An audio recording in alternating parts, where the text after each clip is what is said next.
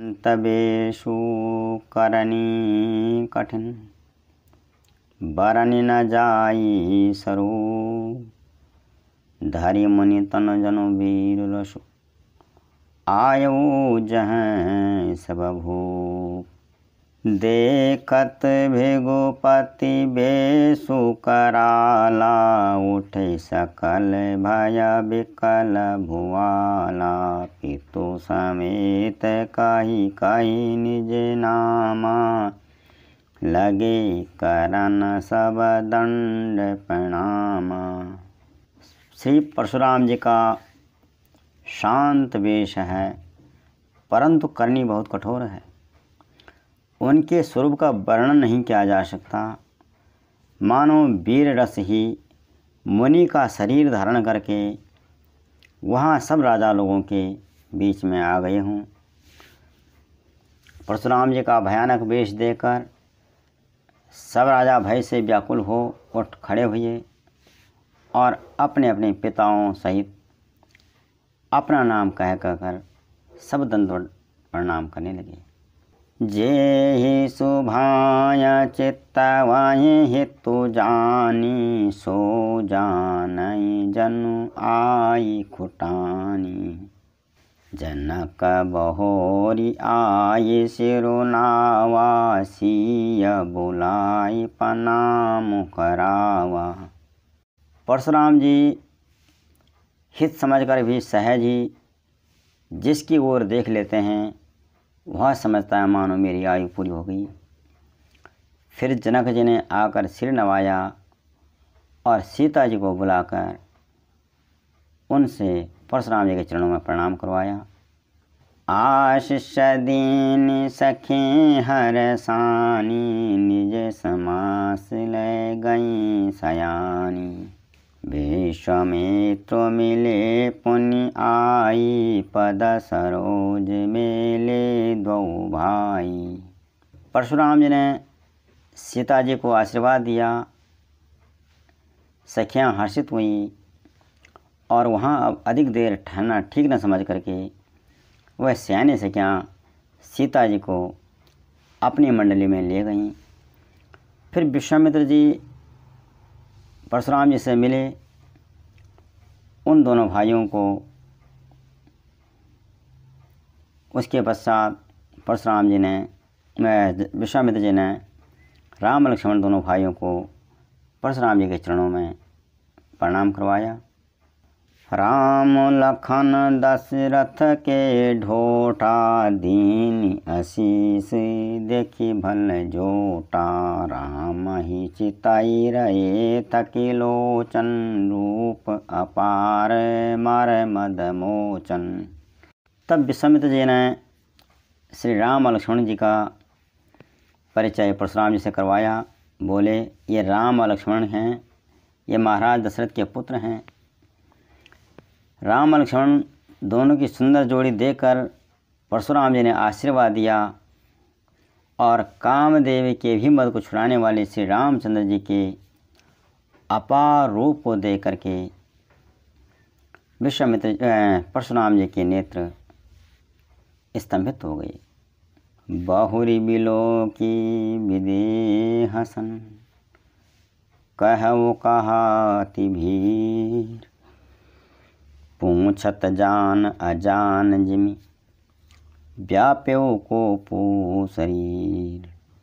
तत्पश्चात सब कुछ देखकर और जानते हुए भी अनजान की तरह परशुराम जी जनक जी से पूछते हैं कि राजन कहो ये बड़ी भारी भीड़ क्यों इकट्ठी कर रखी है।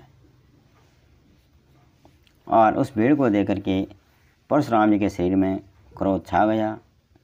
समाचार कही जनक सुनाए, जेहि कारण महीप सब आए। सुनत बचन फिरी अनत निहारे, देखे चाप खंड मही डारे। जिस कारण से सब राजा लोग यहाँ आए हुए हैं उसका कारण राजा जनक ने सब समाचार परशुराम जी को सुनाया। जनक जी के वचन सुनकर परशुराम जी ने फिर कर उस ओर देखा जिस तरफ धनुष के टुकड़े पड़े हुए थे पृथ्वी पर। अतिरिस बोले बचन कठोरा, कहो जड़ जनक धनुष कैतोरा। वेग दिखाओ मूड़नत आजू, उलटाऊँ मई जहाँ लय तव राजू। टूटे हुए धनुष को देख करके अत्यंत क्रोध में भरकर परशुराम जी बोले, अरे मूर्ख जनक, ये धनुष किसने तोड़ा? उससे मुझे जल्दी बता, नहीं तो अरे मूढ़, आज जहाँ तक तेरे राज्य है वहाँ तक की पृथ्वी को मैं उलट दूंगा, तहस नहस कर दूंगा। अति डरो उतरो देता निरपनाही, कुटिल भूप हर से मन माही। सुर मुनि नाग नगर नर नारी, सोचई सकल त्रास और भारी। परशुराम जी की बात सुन करके राजा जनक डर गए और वह कुछ भी उत्तर नहीं देते हैं। यह देखकर जो कुटिल राजा थे वह बड़े प्रसन्न हुए।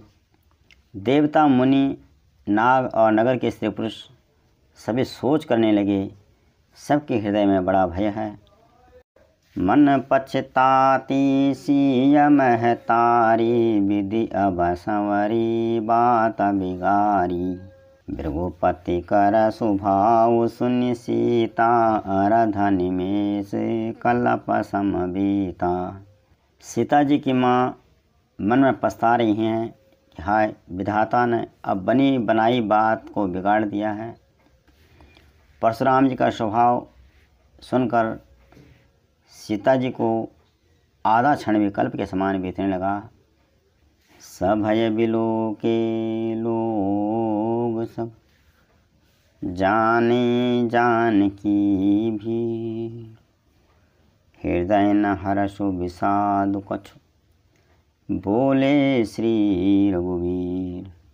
तब श्री रामचंद्र जी सब लोगों को भयभीत देखकर और सीता जी को भी डरी हुई जान करके बोले। प्रभु के हृदय में न तो कुछ हर्ष था और न कोई विषाद, सहज ही भगवान श्री राम कहते हैं, नाथ शंभो धनु भंज निहारा, हो यही केऊ एक दास तुम्हारा। आय सुका कहिया किन मोही, सुने विसाई बोले मुनि कोही। सहज वाणी से श्री रामचंद्र जी परशुराम जी से बोले, हे नाथ, शिव जी के धनुष को तोड़ने वाला आपका कोई एक दास ही होगा। आप आज्ञा दीजिए, मुझसे कहिए क्या काम है। यह सुनकर क्रोधी परशुराम जी रिसा करके बोले, सेवक सो जो करे सेवकाई, अरे करनी करी करिय लराई। सुनहु राम जय शिव धनु तोरा, सहस बाऊ सम सो रिपु मोरा। भगवान श्री राम की बात सुनकर परशुराम जी श्री राम के प्रति बोले, अरे राम, सेवक तो वह होता जो सेवा का काम करे, शत्रु का काम करके तो लड़ाई ही करनी चाहिए। हे राम, जिसने शिव जी के धनुष को तोड़ा है वह यूँ समझो कि सहस बाहु के समान मेरा शत्रु है। सो बिल गाओ बिहाय समाजा, न तमारे जय हाई सब राजा। सुनि मुनि बचन लखन मुस्काने, बोले परशु धरहि अपमाने। धनुष को तोड़ने वाला मेरा दुश्मन सहस बाहु के समान है, उसको इस समाज से अलग खड़े कर लो, इस समाज से हटा करके खड़ा कर लो, नहीं तो सभी राजा उसके साथ मारे जाएंगे। परशुराम जी के वचन सुनकर लक्ष्मण जी मुस्कुराए और उनका अपमान करते हुए बोले, बहु धनु ही तोरी लरकाई, कबहु न अशीर से केनी गुसाई। यही धनु पर ममता के ही है तो सुनी लिसाई कह भृग कुल के तो।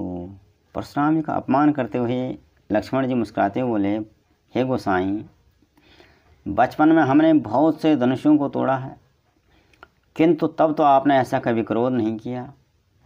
इस धनुष के टूटने पर इतना क्रोध क्यों, इस धनुष पर इतनी ममता क्यों है, किस कारण से है?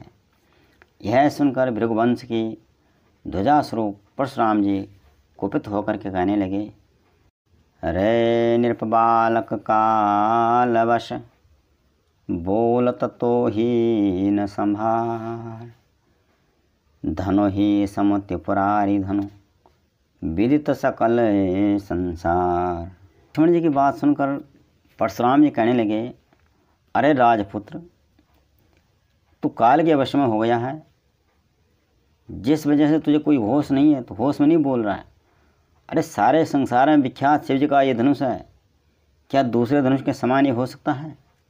लखन का हंसी हमारे जाना, सुनहु देव सब धनुष समाना, का छति लाभु जनु जून धनु तोरे, देखा राम नयन के भोरे।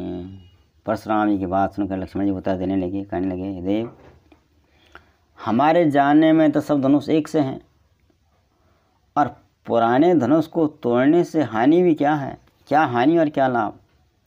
श्री रामचंद्र जी ने तो इससे नवीन के धोखे से देखा था, अर्थात श्री रामचंद्र ने इसको नया धनुष समझ करके इसको तोड़ दिया। उन्हें क्या मालूम था कि यह पुराना है। छुअत टूट रघुपति ही न दोषु, मुनि बिनु काज करिय कतरोसु, बोले चितई परसु की ओरा, रे सट सुने ही सुभाऊ न मोरा। श्री राम जी ने इसको नया धनुष समझ करके इसको छू लिया, और ये छूते ही टूट गया, क्योंकि पुराना था। इसमें रघुनाथ जी का भी कोई दोष नहीं है। और मुनि, आप बिना किसी कारण के क्रोध कर रहे हैं, ये क्रोध ठीक नहीं है।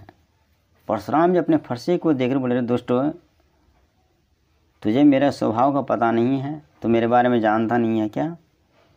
बालक बोली बधऊ नहीं तो ही, केवल मुनि जड़ जान ही मोही, बाल ब्रह्मचारी अति को ही, विश्व विदित क्षत्रिय कुल द्रोही। परशुराम जी लक्ष्मण जी कहते रहे, दोस्त, तूने मेरे बारे में सुना नहीं है क्या? मैं तुझे बालक जानकर नहीं मारता हूँ, मैं तुझे बालक समझकर छोड़ रहा हूँ। अरे मूर्ख, क्या तू मुझे निरा मुनि जानता है? अरे मैं बाल ब्रह्मचारी हूँ, अत्यंत क्रोधी हूँ, क्षत्रिय कुल का शत्रु हूँ, संसार में इस तरह मैं विख्यात हूँ। भुज बल भूमि भूप बिनु केनी, विपुल बार मही देवन दीनी, सहस बाऊ भुज छेद निहारा, परसु बिलोक महीप कुमारा। बाल ब्रह्मचारी, अत्यंत क्रोधी, क्षत्रिय कुल का शत्रु, इस तरह मैं संसार में विख्यात हूँ। मैंने अपनी भुजाओं के बल से इस पृथ्वी को राजाओं से रहित कर दिया, और बहुत बार उसे ब्राह्मणों को दान में दे दिया। अरे राजकुमार, सहस्रबाहुओं की भुजाओं को काटने वाले मेरे फरसे की ओर देख। मात पिता ही जनि सोच बस, करसी महीस किशोर, गर्भन के अरभक दलन, परशु मोर अति घोर। अरे राजा के बालक, तो अपने माता पिता को सोच के बस में न कर। मेरा फरसा बड़ा भयानक है, ये गर्भों के बच्चों का विनाश करने वाला है। जय श्री राम।